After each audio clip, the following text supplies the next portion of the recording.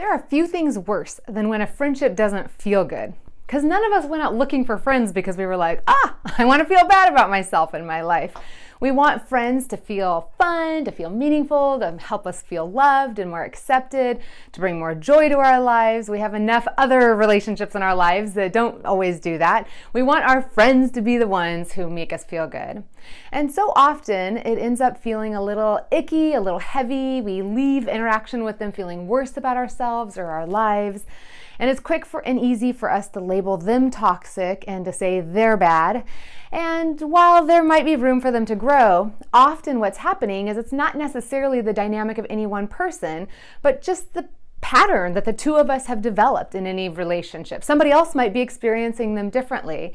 One of the things that the friend-to-missy triangle teaches us is that there's 3 things that we have to constantly be evaluating and intentionally increasing in a relationship. And at the bottom of them, at the foundation of these 3 requirements for relationships, is positivity. Positivity, it's the feeling good. I mean, that's what we want. That's why we reach out to friends. That's why we crave them and develop those relationships. And so when a friendship isn't feeling good, when we're not leaving each other's presence feeling buoyed and feeling encouraged, this video is to help us think of ways of how we can increase the positivity in our relationships. Science is showing that we don't have to have all positive feelings in any relationship. That's good news. The goal isn't to never experience stressors or to have things that annoy us or disappoint us with each other. We know that we have to have a ratio of 5 positive feelings for every negative feeling. So those negative feelings are going to be there. We will be disappointed when she cancels on us. We will find her decisions frustrating sometimes, and we will tend to judge each other. We will walk away not feeling fulfilled from every conversation and interaction. The bigger question is, are we filling the bucket with those 5 other things? Are we both putting into this relationship the things that end up leaving us feeling good? Think of it like a bank balance. Like it's the exchange rate, if you will. 5 positive interactions for every negative interaction. And so certainly we can wish for her to do more of it, and hopefully it's contagious. And unfortunately, not everybody is learning how to be positive friends yet. So for those of us who are, we get the benefit and the privilege and the responsibility to start practicing it, to modeling it, and knowing that when we put it in, it will change the relationship. It shifts the energy.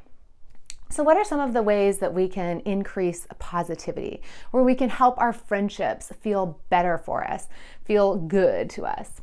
I'm just going to run down a quick list. There's so many different ways, but ultimately the goal is, how can I leave her or you, both of us, feeling better for having been together, for having interacted? And so because we'll quickly say the other 2 requirements are dependent upon this one. We aren't going to want to be more consistent and repeat interaction with each other if we don't feel good when we are together.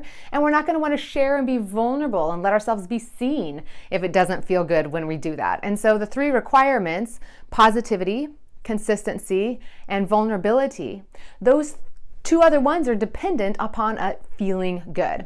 So how can we feel good in these relationships?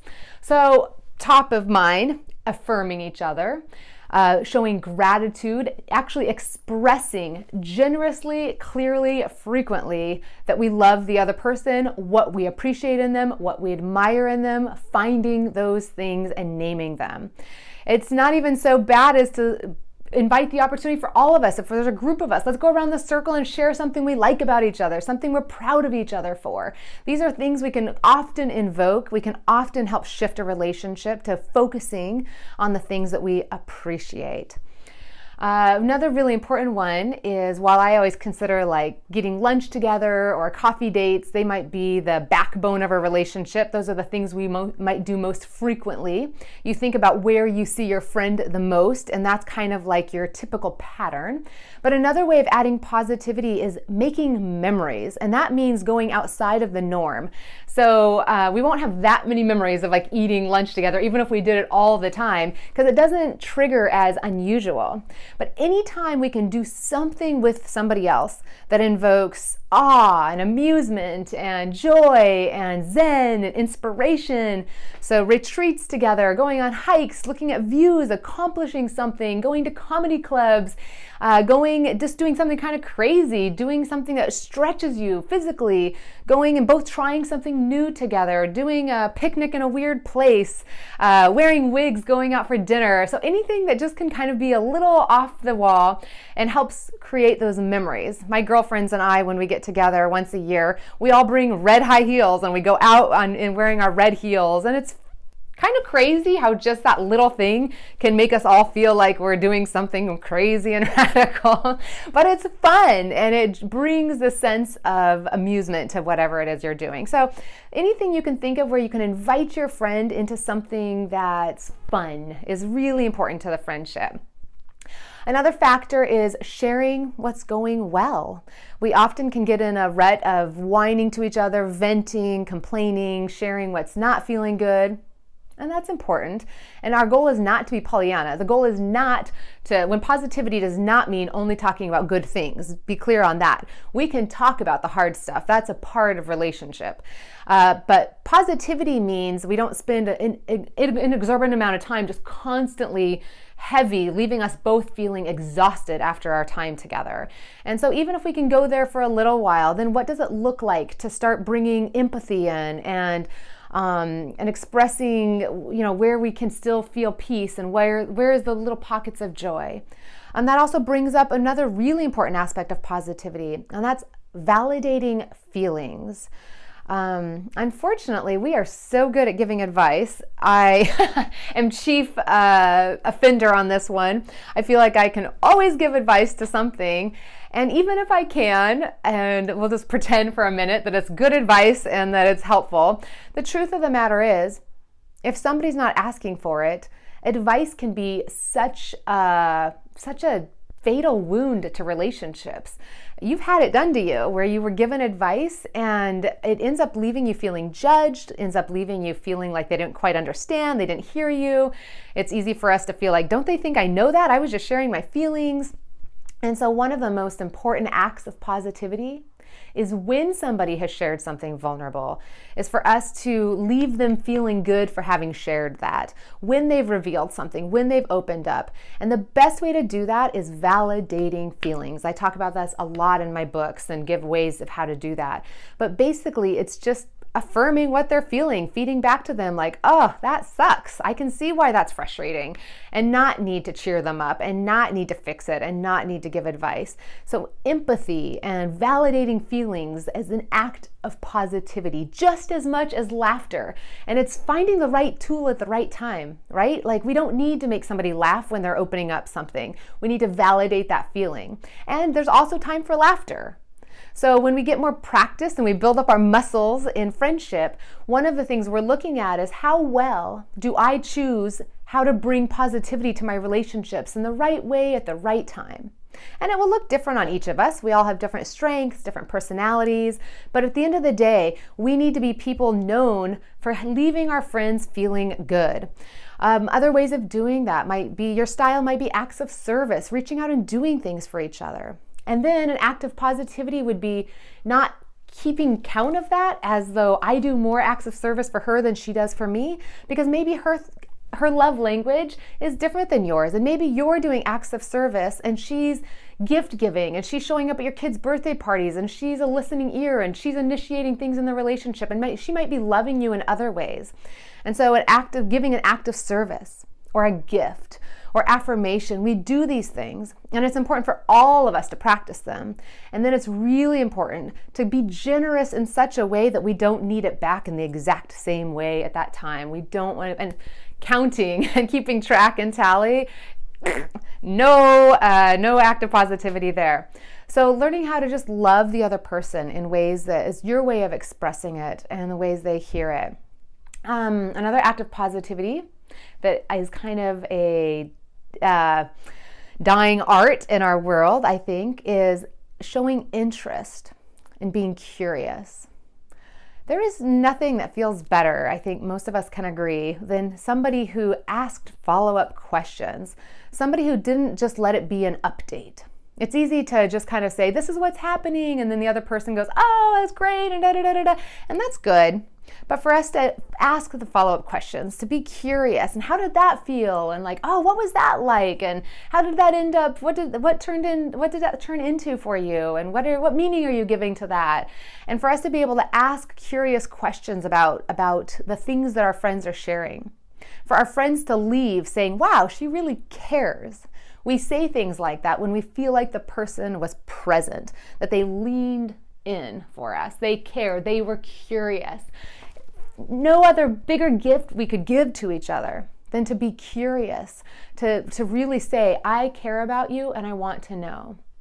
You know, it pops into my head that one of the ways a lot of relationships die when we go through life changes. I think often I get a lot of, moms and non-moms, or married and single, or retired and not retired. And so we have these big life changes that we don't share anymore.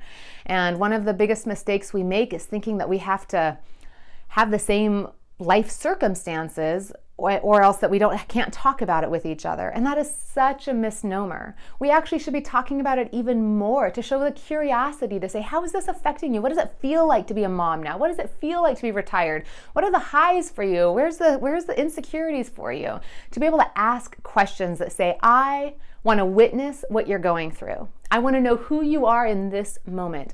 I want to know my friend so well that I can say, oh, that's what's changing for her, and witness and be curious and to love each other. A couple other ways of just adding joy. Anytime we can help somebody feel thought of. That feels good, doesn't it? It can be a text. It can be just kind of a photo. It can be just kind of leaving a voicemail. I have a girlfriend who drops cards in the mail faithfully. I have another friend who just leaves a little voice memo, so it's not even a phone call where there's pressure to pick up, but she'll just send a little voice memo. Anything that can say, I was out and about today, I saw this, it made me think of you. Or, hey, I know this date is important to you and I just wanted you to know you're loved. And so anything we can do that just helps our friends know, kind of in between those times where we're really interacting.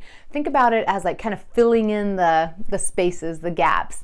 You get together or you talk on the phone, but what about in those little moments? What are the little thoughts we can do that just say, hey, I know we're not together, but I'm still thinking about you.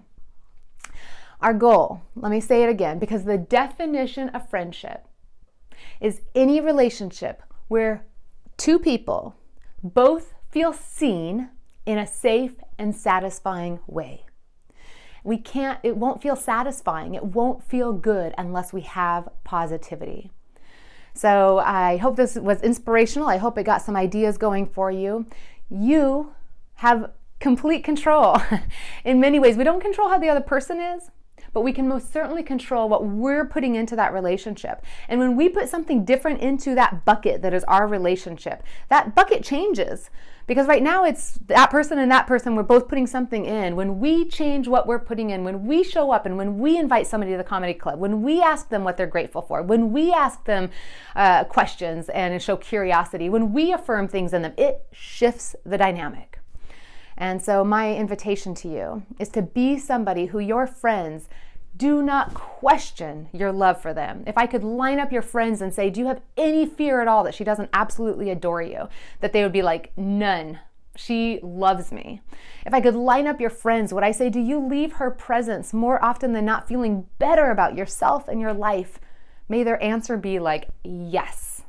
May they want more of it. May they have so much oxytocin and joy when they're with you, when they interact with you, that they want to come back for more. And that's what glues a friendship together. You can learn more in either one of my books, Friendships Don't Just Happen or Friendtimacy.